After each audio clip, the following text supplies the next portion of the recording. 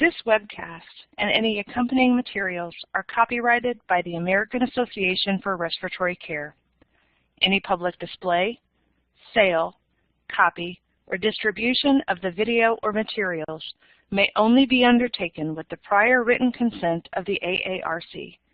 Copyright 2013, all rights reserved. My name is Shauna Strickland. I am a respiratory therapist, asthma educator, and Associate Executive Director at the AARC. I welcome you to today's presentation, Disease Management for the Respiratory Therapist.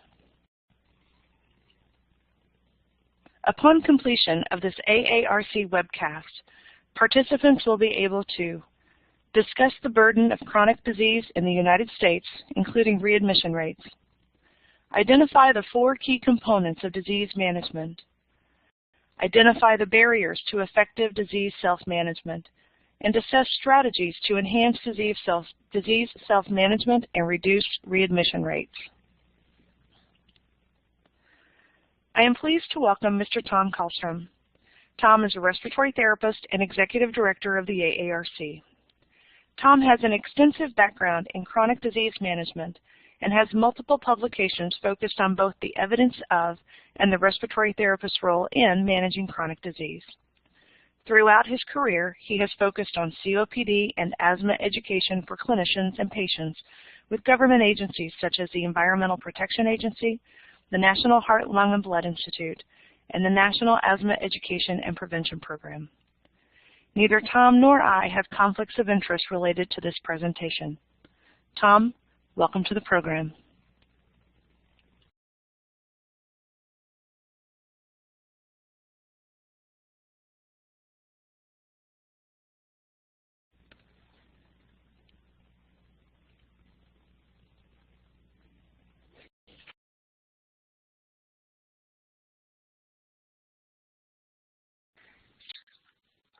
Okay, thank you, Shauna.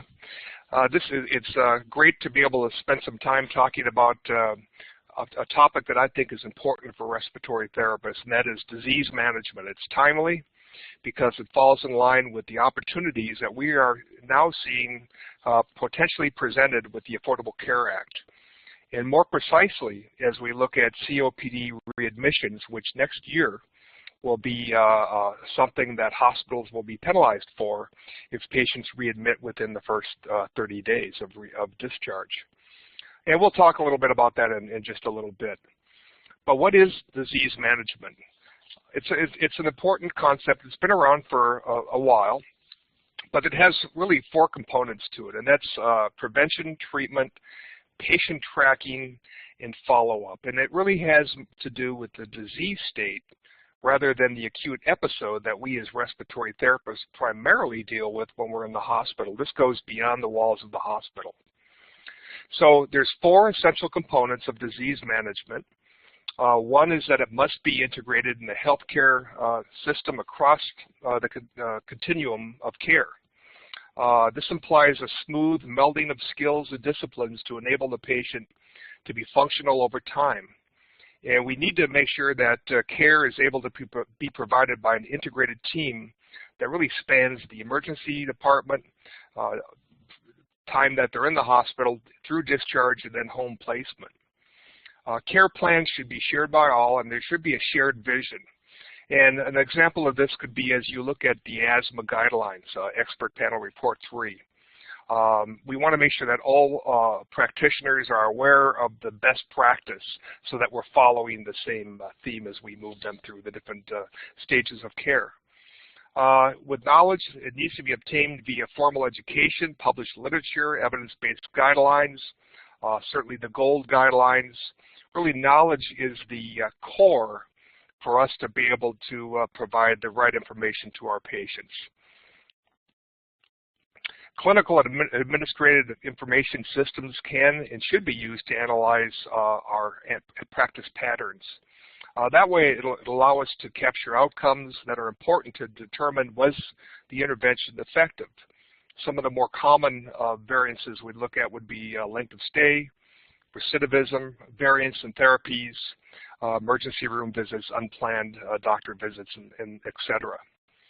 And then finally, disease management concepts need to be melded into the quality improvement methods that we've been using in hospitals for years to make sure that it's effective.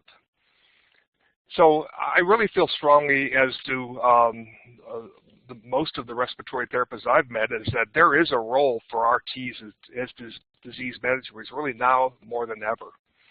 And we see this because chronic lung morbidity and mortality continues to be on the rise. I'll show you a slide in just a little bit that talks about that. But as we see the baby boomers merge onto the chronic lung disease part of their life, we're seeing an increase, not a decrease, but an increase in the number of patients that are presenting.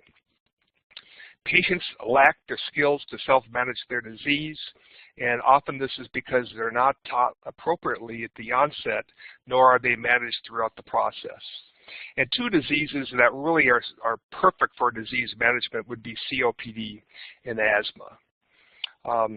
Any type of disease management program, whether it be in a hospital or outpatient-based or home care-based, really needs to be focused on patient education of self-management techniques. We can teach them in the hospital, but once they go home, they are primarily on their own, and we need to make sure that they understand and are taught appropriately before they're discharged. There needs to be a focus on improving the quality of care and outcomes measured. We want to make sure that we use clinical policies and best practices that extend across the continuum of care. And again, that has, as we look at COPD and asthma, more to do with the expert panel report and the GOLD guidelines, for instance. And it needs to be a team-oriented, multidisciplinary approach. It can't just be the respiratory department doing this on their own. We need to work with the nurses, physicians, and other allied health professions, and of course, administrators at our hospitals to make sure that we're doing the right thing moving forward. And communication is essential. Once we, put these programs in place and we measure outcomes, we need to go back to our staff and let them know what worked, what didn't, what needs to be changed to make it better. So communication is key to any type of a program. I think respiratory therapists are well suited for disease management because it's in part of what we do. I mean, in large part, the two main diseases we take care of are COPD and asthma. But to be prepared for this, we want to make sure that therapists partner with influential physicians and key leaders in their hospitals. I know I did this in my past life as a director in a department in Cleveland. Working with the key leaders, key physician leaders, was able to allow me to move this disease management concept forward. We need to have the critical thinking and speaking skills that we can not only speak to at a peer level with physicians, but also to patients too. And we'll talk a little bit more about health literacy, but that's so important that we're able to communicate effectively to our patients at their level of understanding. And we need to be knowledgeable about the guidelines that are out there, and they're updated periodically, but it's important that we look at them, and especially the guidelines that are pertaining to evidence-based practice. So what kind of patients would be appropriate for disease management? Well, it would be diseases that present with a high cost per episode of care, and that would translate to acuteness and length of stay, a high volume of care provided, evidence that there are wide variations in care in the hospital or in the community, and a condition for which there is evidence-based medical guidelines that exist to really define best practice moving forward. So again, as I mentioned, COPD and asthma are just two diseases that fit perfectly to that scenario. As we look at chronic lung disease, we have to realize that today we have about 100 million Americans that have some chronic condition.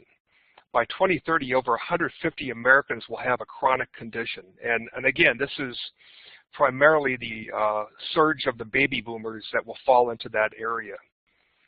We do know that COPD is now the third leading cause of death in this country, and that asthma rates continue to rise. The death rate has plateaued, but the asthma rates continue to rise. And an interesting fact that I was able to find from CDC was that at any given time, 20% of hospitalized patients over the age of 40 have been diagnosed with COPD. That just tells you the large number of patients that are in the hospitals with chronic lung disease. It's an old slide I just put up, but it's one that's pertinent, and that is as we look at money, or rather change in death rates for other chronic diseases, we see that coronary heart disease, stroke, cardiovascular disease have been on the decline over the last part of the 20th century, but COPD continued to go up at about 163%. And we continue to see those numbers go up.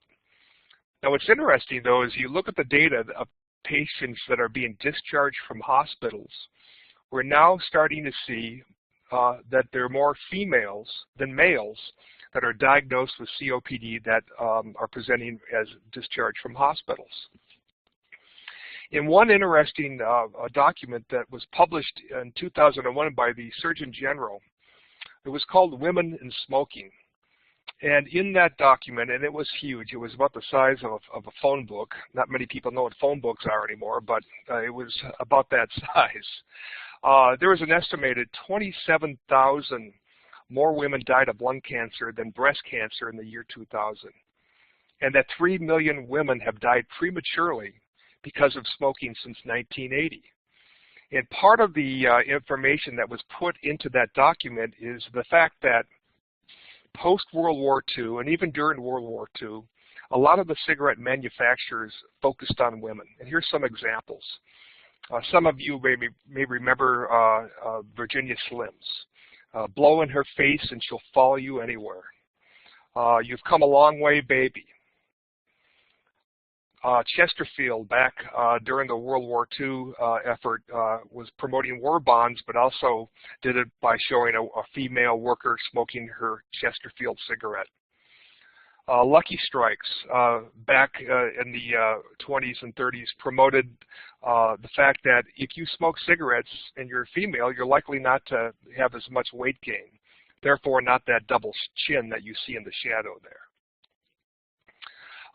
And yet, even more doctors smoke Camels than any other cigarette, again, focusing on the female population. And then my favorite from the 60s is smoking is very glamorous. Again, what we're starting to see is the effects of a campaign that worked, and add this to the fact that the baby boomers en masse are moving into this age group, and we're seeing a significant surge coming up. Now, the average cost of a 4.8-day admission, which is the average admission, is about $7,500, or $75,000 rather. And the annual cost for COPD is over $42 billion. If you break that down, it goes to about $26 billion in direct care, $8 billion in indirect costs, and $8 billion in indirect death-related costs. In other words, patients dying essentially before their time. Now, the government really took a close look at readmissions as we talk about COPD. And in fact, Dr. Stephen Jenks in 2009 put together a paper where they studied and looked at readmissions. And incidentally, Stephen Jenks was our keynote speaker at our 2013 AARC Congress this year in Anaheim. And in that discussion, he laid out a lot of this information that he found in his study that really eventually caused Medicare to put together penalties for readmissions to hospitals. But what they found in his paper was that according to Medicare, 1/5 of all discharges readmit within 30 days. COPD and pneumonia accounted for the second and third highest rates, and we see heart failure as compared to the others was about 8.6 of the total cost. So again, 3 diseases that's really the respiratory therapist has a great relationship with and a great potential to turn around. As we look at readmissions, we see that within 7 days, about 5% readmit, within about 15, 8, almost 9%, and within 30 days, about 13% readmit, to the tune of about $12 billion in cost to Medicare. Now, one thing that's interesting, and again, Dr. Jenks shared this with us when he presented at the Congress, is that while within 30 days we do see between 15 and 20% readmitted, over the period of about a year, about 58% eventually readmit. So we want to make sure that, again, it goes beyond just focusing on the frequent flyers. It has a lot to do with, again, the continuum of care, the over a long period of time, making sure that patients are educated and better managed and taught how to self-manage their disease. So some of the things that we want to make sure that we do with our patients is when we work with them, whether it be in the hospital or the outpatient clinic, we want to make sure that they understand what COPD is and asthma. It's important that they understand that the medication management, which meds are for what, and the devices that are used to deliver these meds, primarily as a respiratory therapist, the aerosol delivery devices. And as we know, it seems like every month we see a new med and a new device enter the market. And oftentimes there's nuances between the devices that make it most difficult for patients to understand how to use the device properly. So it's important that we take the time to teach them and also to minimize the different numbers of devices so that they're more familiar with a smaller number of devices. Self-assessment and action plans are both appropriate, and we're seeing it more and more now used in COPD than we had been before. Oxygen use and the appropriate device, essential. Again, oftentimes our patients are discharged from the hospital, but not necessarily seen back in the physician's office for oxygen need. And it's important that we make sure that patients are using the oxygen correctly, at the right dose, and again, that there's some type of an assessment done. So again, as we teach our patients about the best management of their disease, we have to worry about adherence. And adherence, according to the World Health Organization, they define it as the extent to which a person's behavior, taking medications, following a diet, or executing lifestyle changes correspond with agreed recommendations from a healthcare provider. Unfortunately, though, as we look at developed countries, more than 50% of patients have poor adherence. And the impact grows as the prevalence of the disease goes. And really the answer to this is for us to use a tailored intervention. We need to understand what it is that the patient does or does not understand about the management of their disease. And we need to be able to teach them at their level of understanding. It's important then that we work together as a team to make sure that the communication is going forward about some of the health literacy concerns that we might have with the patient. Now, in the United States, non-adherence has been assumed to cost over $100 billion per year. The outcome of non-adherence really is loss of opportunities for patients to improve their health, a loss of medication by healthcare systems, and the subsequent effect on increased morbidity and mortality. Adherence is especially important with our patients. We need to make sure they follow what we're telling them beyond our initial and follow-up visits. So as we look at health literacy, I've mentioned it before, we need to understand that we're speaking to the patient and they're grasping what the information is. So the best definition is really health literacy is the degree to which individuals have the capacity to obtain and process and understand basic health information. Generally, this is worse in the elderly and low patient populations, and about 21% of those surveyed in the United States actually have scored in the lowest 5% of skill levels. So we have a lot of work ahead of us to make sure that our patients understand what we're trying to teach them. And as we do this, we want to make sure we teach them with less medical jargon. We want to make sure that as we teach them how to use aerosol devices, for instance, that they give us a teach back so we can understand that they actually use it correctly. We ask open-ended questions rather than yes and no questions. Provide diagrams and written messages, keeping the communication to a minimum, probably about 10 minutes or less, because after about that period of time, patients are likely to lose their interest. Some of the barriers our patients may have, especially with the COPD population, is that they may already have poor health literacy. They may have poor audiovisual capabilities. Their physical capabilities may be inadequate for them to, say, for instance, use a MDI correctly. And they may have, in some populations of patients, low cognitive capacity. And all of these we need as a clinician to recognize and work through with our patients. What I'd like to do, though, is show you some examples of some successful programs that have been put forth with primarily respiratory therapists, but also other groups of clinicians and respiratory therapists. I'll start with the Cochrane database systematic review that was published about 5 years ago, where they found that self-management education for COPD does decrease hospital admissions and ED visits. However, at the time, they had inconclusive information that had effect of exacerbations, lung function, missed days from work, or physician visits. So we expect to see more about that down the road. In this particular study by Bourbeau, we have a multi-center group of patients over 50 years of age with stable COPD. The symptoms are under control. They were randomized with a control group which got usual management and a study group which received that and enhanced education. And that enhanced education primarily was a study group of 1 hour per week of home teaching over 8 weeks, weekly phone follow-up, and RT or RN, which will be available by phone when patients needed to have a question answered. They also provided workbooks, action plans, healthy lifestyle suggestions, exercise program, information on how to travel with oxygen, and again, critically, teaching them the right inhalation techniques for their aerosol devices.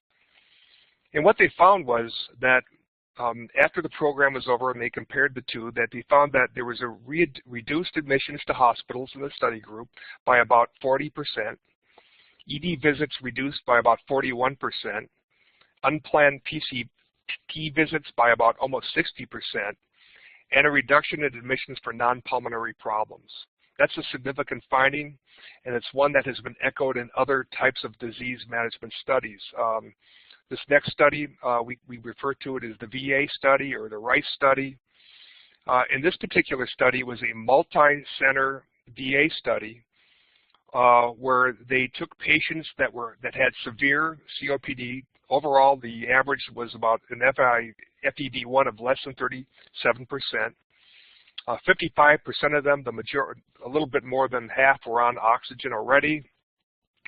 And it was a randomized, blinded, controlled, multi-center, 1-year study. And the intervention essentially was that an RT did an hour to an hour and a half group session. They provided information on COPD. They critiqued inhaler technique. They reviewed and adjusted outpatient meds. They provided smoking cessation counseling, recommended vaccines as appropriate, encouraged exercise, and hand hygiene. Along with that, they gave written action plans. They gave contact information for the respiratory therapist case manager should they need to be contacted for any reason. And again, we saw, as with the other study, a helpline that had a clinician on the other end available to answer questions to the patients. And then the RTs did follow-up calls every month. And we saw a very similar outcome as we did with the last study, about 41% reduction in hospital stays and emergency room visits, significant improvement in self-reported health status, and increased use of long-term bronchodilators with the study arm. In another study, and this was done by Dave Shellady. Dave actually was, many years ago, the president of the AARC. He used RTs as disease managers, and he looked at them versus the usual care, which was nurse clinic visits. And in the study group, he had the therapist go out to the home 5 times at 6-month intervals. And what they found over time at the end of the 6 months, that again they had decreased hospitalization cost, fewer hospitalizations, of course, as a result, and a higher quality of life score. I was involved with a program in Cleveland many years ago myself, where we worked with asthmatic patients in the inner city. And what we basically did was we identified patients that were frequent flyers back to the hospital, had been in the ICU, or had many unscheduled physician visits, indicating that their asthma was not in control. Part of what we did was we provided an environmental assessment where the therapist went through the home, went through the entire house, and really put a checklist of potential barriers or triggers that the patient was exposed to in their environment. We also gave a pre and post knowledge exam to the patients at the beginning of the program and at the end of the program. What was interesting, we found that a lot of our patients had a high, or the families did rather, because this is more of a pediatric program, the families had a higher knowledge of asthma, but they really didn't have a real good concept as to how to actuate that within their home environments. So we customized the program, again, for each individual patient and family, but core to everything that we did, we reviewed asthma, the disease, the physiology of it, the medications that you take. We critiqued technique of aerosol delivery. Peak flow monitoring was part of what we did. We provided a peak flow monitor to the patients. Trigger identification was really important because, again, this was an inner city population, and there were a lot of triggers that these families were exposed to. We taught them, as a result, some of the avoidance techniques that they can put forth, as well as a care plan that we put together with the physician. As a result of the intervention, again, before I get to that, the mean age was about 7 years of age. About 57% were African American, and the rest were Caucasian. It was a program where we essentially had 4 to 5 hours of interactive evaluation, assessment, and intervention. And again, this was going to the patients' homes. Part of what we did was we recognized which the 5 most common barriers or triggers of asthma in the home environment, which was animal dander, house mites, dust mites, cockroaches, molds, and environmental tobacco smoke. When we identified, again, as I had mentioned before, we talked to them and taught them techniques so that they can remove those from their environments. We gave a live demonstration of how to take an aerosol correctly, and we intervened as necessary as we critiqued. They were given a peak flow monitor. They were taught about physical assessment. When you have a chronic cough, especially one that happens at night, or chest tightness, or dyspnea, or wheezing, or exercise-induced bronchospasm, you need to go to your action plan and take a rescue inhaler. As a result of this program, we measured pre-program versus post-program ER visits, admissions to the hospital, and unplanned visits to the primary care physician, and we found that indeed there was a difference, a significant reduction in healthcare utilization. So we get this question asked a lot: should I become a certified asthma educator? And what's interesting is that right now, according to the latest numbers, there's about 5,000, almost 5,000, who have passed the exam. And the majority, a little bit more than half, are respiratory therapists.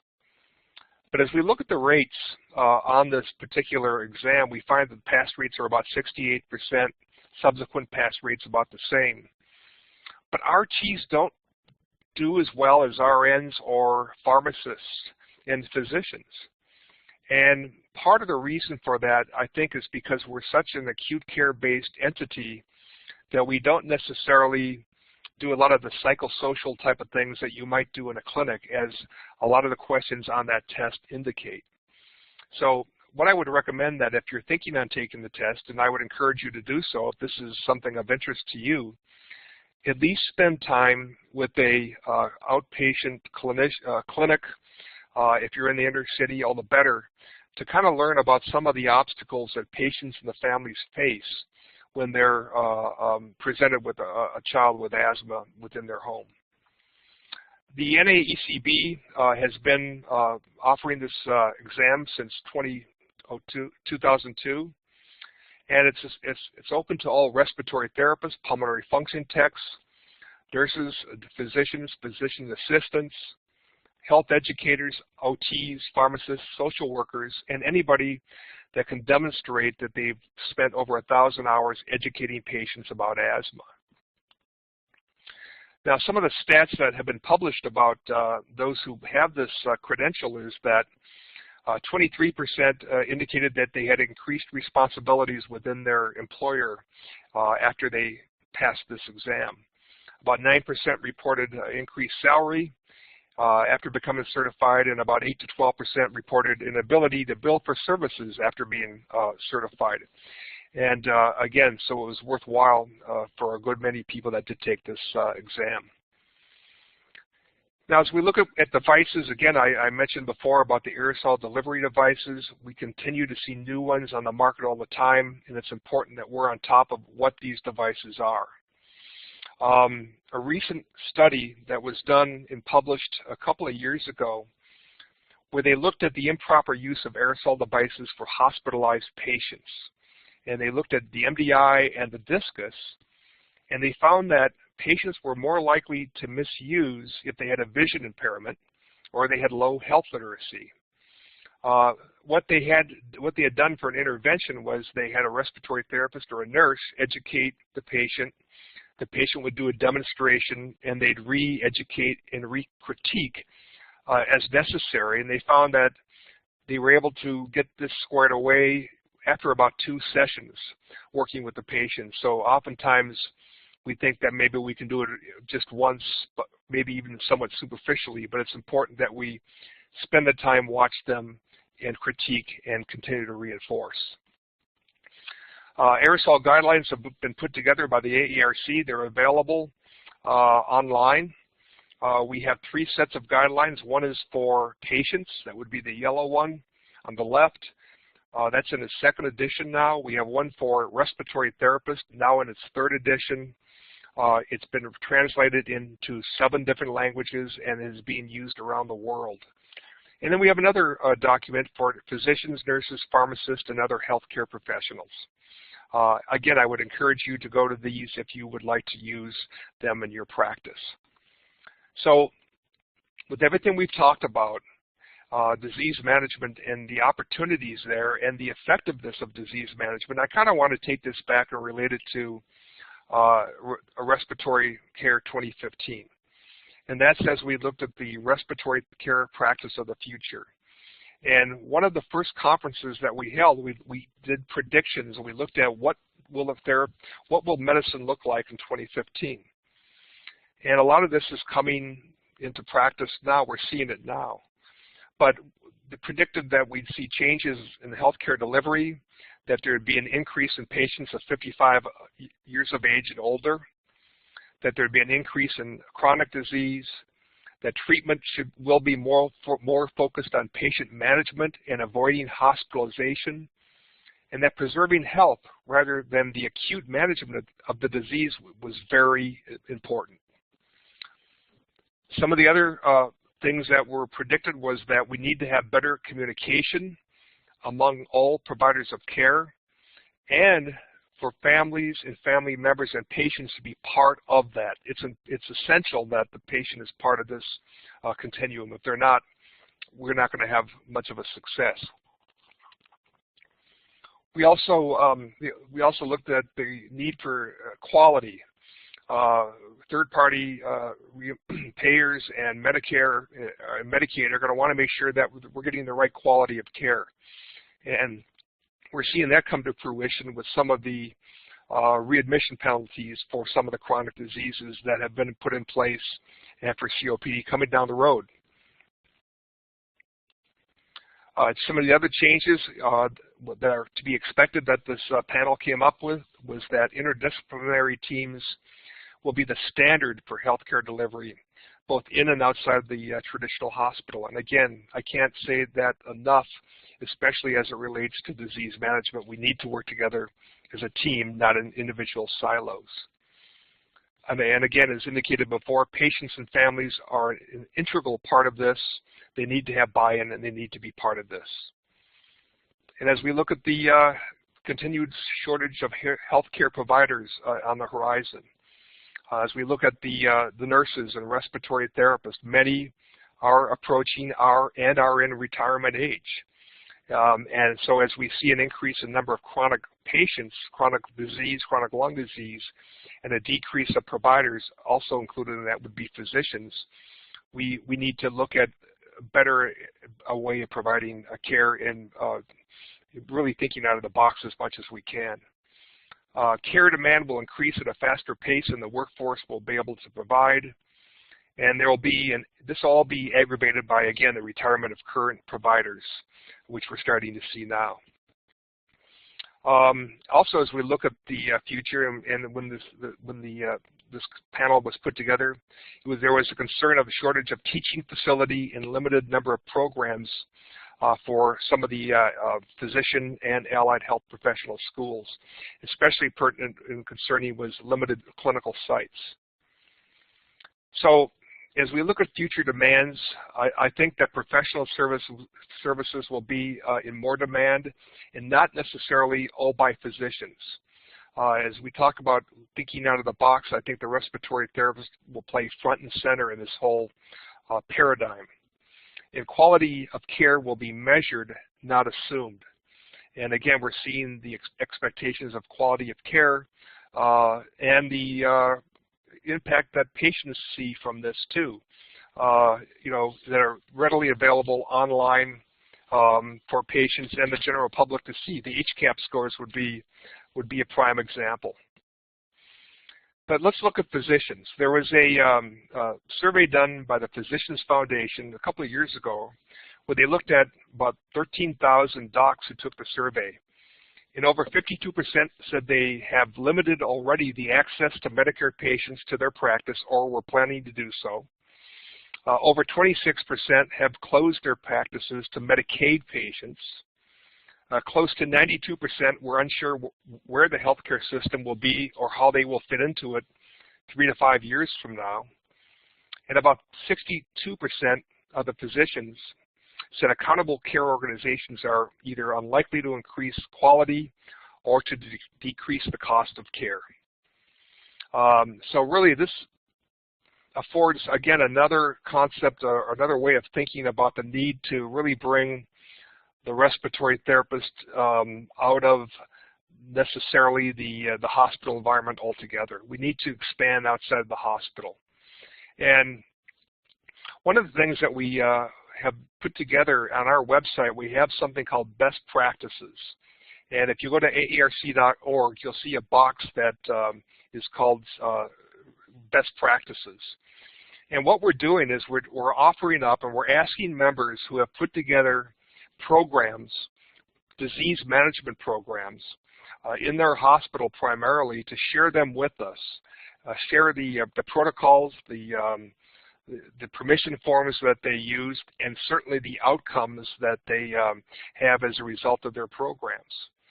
And a couple successful programs I could mention would be, for instance, in Emporia, Kansas, where the respiratory therapist, again, does disease management for patients that come in with COPD.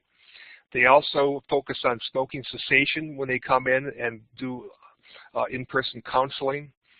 All patients are screened for comorbidity, specifically OSA. They do a health care literacy assessment and, again, educate to that level of understanding. And as with the other studies we saw before, they have the availability of a respiratory therapist to answer questions after they're discharged from the hospital. And the first year of this program, their rates dropped from 18% readmission to 4%. So we're going to continue to keep an eye on the success of Newman Regional Healthcare in Kansas. Another successful program is that at University of California, Davis, where they have a respiratory therapy COPD case managers.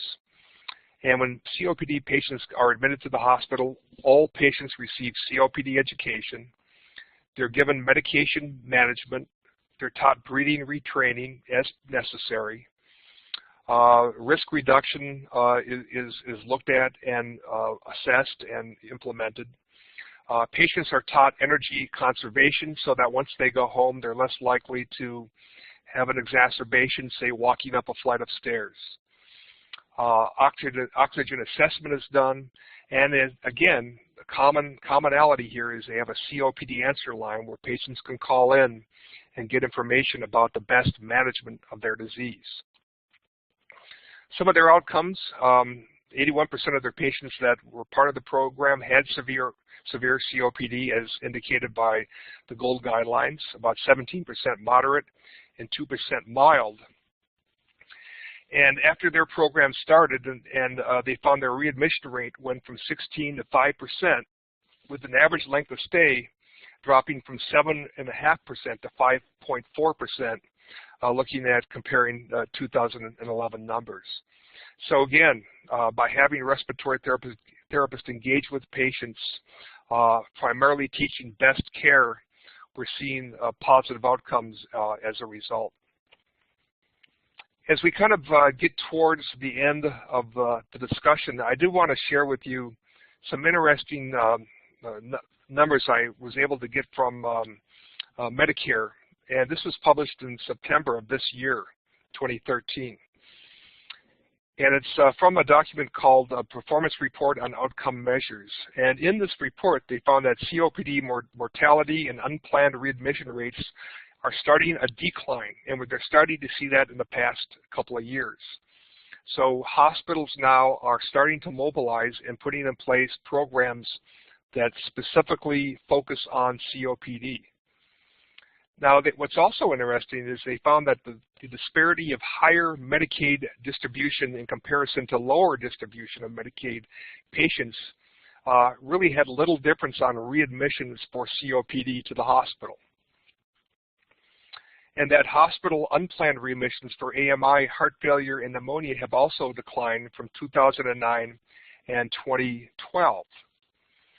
So again, what we're starting to see are hospitals are showing that it's making a difference, but it's not all equally geographic. And I'll show you that in just on the next slide.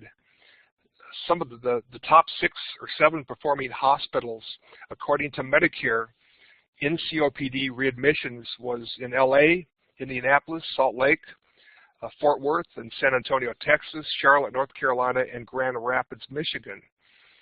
And some of the more poorer performing cities were found in Washington, Chicago, Peoria, Illinois, Covington, Kentucky, Baltimore, Maryland, Boston, Massachusetts, St. Louis, Manhattan, Cincinnati, Pittsburgh, Arlington, and Las Vegas. Again, this is fairly new information, and they're going to continue to measure this. I think they put this out every quarter, but I would encourage you to refer to this to get more information about the effectiveness in your area of the country. So I guess I'd like to really end this with a challenge to you, and this is something that we as an association feel very strongly about, and what we want to be able to do is put in place the respiratory therapist outside of the hospital into the physician practice. And there is a bill introduced in Congress this summer by John Lewis of Georgia, and the bill is H.R. 2619, and the bill essentially would have the respiratory therapist, once passed, doing disease management in the physician's practice, primarily to patients with COPD, asthma, pulmonary hypertension, pulmonary fibrosis, and cystic fibrosis. And what we want to be able to do is teach patients how best to manage their disease, first in the hospital, and then beyond that into the physician's offices. We're starting to see support. We would ask, though, for the support of all of our colleagues out there in respiratory to write Congress, you can go to our website, aarc.org, where you'll be able to essentially offer up some information about where you live, what city you live in, and a letter can be custom made to send to your congressman or senator asking for support for the bill. We're starting to see support grow now, but we really want to see moving into next year this thing become a fruition. It's important that our patients, we do this for our patients. We have a lot of patient support, and we also have support from all of the other healthcare organizations, pulmonary organizations that have given us letters of support. So I would encourage you to look into this and support this potential very positive action for the future of our profession. Shauna, that's kind of what I had I wanted to present today, but I know we have some time for some questions and comment. If you might have any, I'd be happy to answer. Thank you very much, Tom. That was a fantastic presentation. Lots of really good information. I know that over the years, as we talk about readmission rates and how respiratory therapists can make an impact to on our patients and how long they stay at home, one of the questions that a lot of folks ask is, how can I influence that patient behavior after discharge? You know, a lot of times we think of our patients up until the moment we walk out of the hospital, but what can we as respiratory therapists do prior to discharge that may affect that behavior after the patient leaves? Well, again, I think during the time we're with them, and again, if it's a COPD admission, we have, as you see by some of the numbers, we have up to 5-6 days of time that we can spend quality time with them, teaching them the best management of care. Beyond that, there are, as I mentioned before, there are hospitals that are kind of stepping out of the box right now and putting together programs that are putting the respiratory therapist in a position where they can continue to be accessible by the patients once they go home, whether it be a phone call. There are some hospitals I'm aware of that are even sending therapists into the home for some quick follow-up and assessment. But I think the main thing is to have that ongoing communication with our patients. That's critical. And with my experience working with patients in their home, I found that very, very valuable, because they'll tell you oftentimes what they want you to hear when you meet with them in the hospital or the clinic, but you really see it for real in the home situation, and that's where you have the opportunity oftentimes to make those changes. So to follow up on that, we talk about readmission at the 1 month mark or the 28-day mark. Should our frequent flyers or really any of our COPD patients be followed more closely than just looking at 1 month readmission rates? I think so. I think it really goes beyond the 1 month, as I had shown in the previous slide. You know, it's almost 60% of all COPD patients do readmit within that 1 year period of time. So we don't need to necessarily be, while we do need to be concerned about the 30 days, we need to be concerned about all of them over the entire year. Some patients will necessarily have to come back to the hospital because of infections or other comorbidities, but oftentimes there's things that we can provide and teach them that will put them in a better situation, that they're not necessarily having to go back unnecessarily. So while our patients are at home, or as we're preparing to send them home, do we have regular types of resources for our patients, or are there resources that you might recommend to improve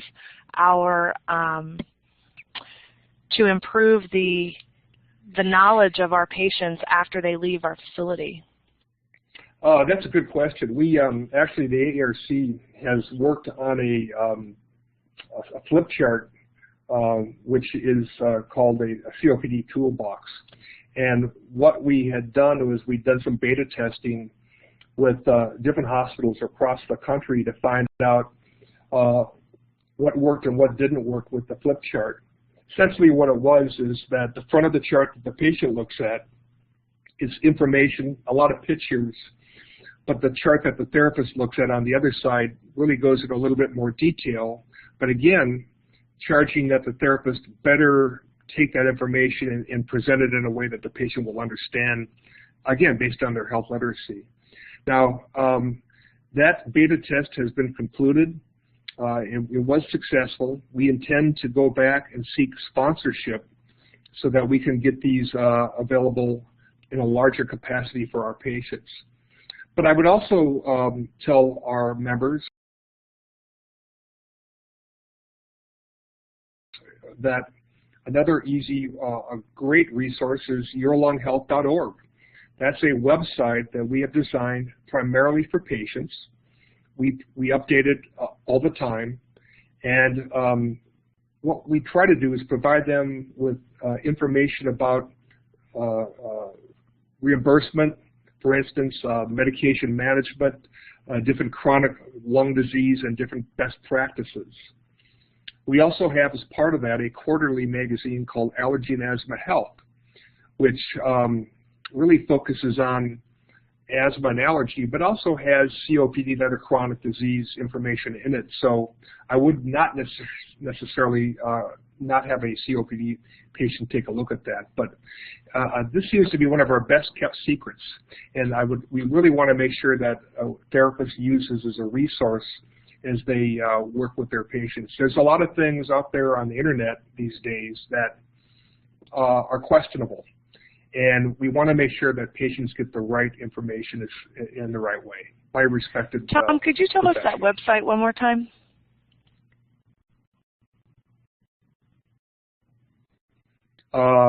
What they can do, it's yourlunghealth.org. Fantastic. It's all one word. And then I think we have time for one more question, and we'll type that website into the chat box here so that everyone can get that information. Well, actually, we have two more questions.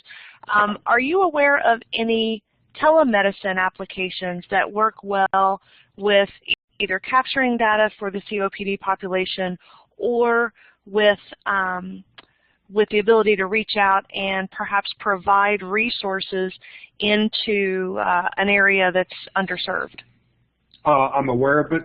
I could not necessarily give you the name of the group, but we are seeing more and more of that, especially as you look at, again, the rural population of patients who are not able to travel to see a physician or go to the hospital unless it's for the need to be admitted. But we are seeing more and more of that happen, and it's an important thing. And I think as we continue to grow in our electronic age, that more and more we'll see this grow more than ever. But so yes, absolutely, it's a pertinent, and we're likely to see this continue. Great, and we've had a couple of, actually several questions about reimbursing respiratory therapists' time and how we can provide that into some sort of a CPT code or whatever. Do we have a resource that might answer some questions about how the respiratory therapist time can be billed and or reimbursed by hospitals or other agencies? There is a document that I know that we were going to put out on our website, and if it's not out, we'll probably put it out within the next week or so. But what we did was we broke it down with what's available now. There's also something called transitional care management, which essentially a respiratory therapist could be part of because it allows for a licensed clinical staff under the direct supervision of a physician or NPP to be able to do a face-to-face meeting or telephonic education to patients within that 30-day window. There's also Medicare is looking at putting together another reimbursement for complex chronic care management. They're still getting comments now at this point, but essentially what that would do is that patients who have chronic diseases, and it would have to be 2 or more, that is expected to last at least 12 months or until the time the patient passes away, there'd be another opportunity for physicians, nurses, nurse practitioners, physician assistants, and clinical licensed clinical staff, which would include respiratory therapists, to take advantage of that. But still, that's in the works right now. We'll probably share that once that's more available. But again, we had intended to put this on the website. I don't know that it's up yet, but if it's not, we'll get it up shortly.